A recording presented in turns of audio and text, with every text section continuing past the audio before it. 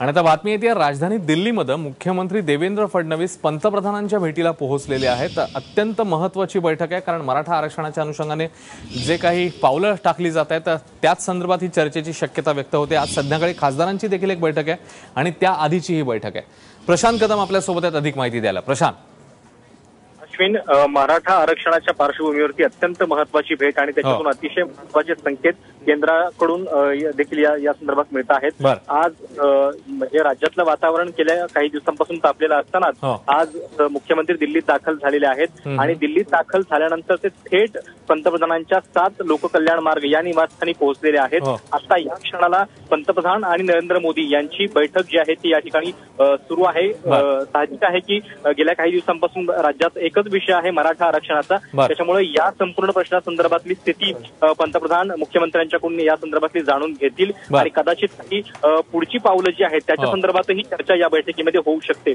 या पाठोपाठ आणखीन एक महत्त्वाची बैठक 7 वाजता रावसाहेब दानवे यांच्या निवासस्थानी होणार आहे। ही बैठक खरं प्रत्येक अधिवेशनामध्ये होत असते जेव्हा सगळे खासदार मिळून एकत्र खलबतं करतात, पण या बैठकीला महाराष्ट्रातलं वातावरण तापलेलं असताना मुख्यमंत्री येत आहेत हे विशेष आहे। आणि दुसरं म्हणजे संघटन महामंत्री रामलाल हे देखील या बैठकीत आहेत, त्याच्यामुळे केंद्र मराठा आरक्षणाबद्दलची स्थिती समजून घेत आहे असं आपल्याला माहिती।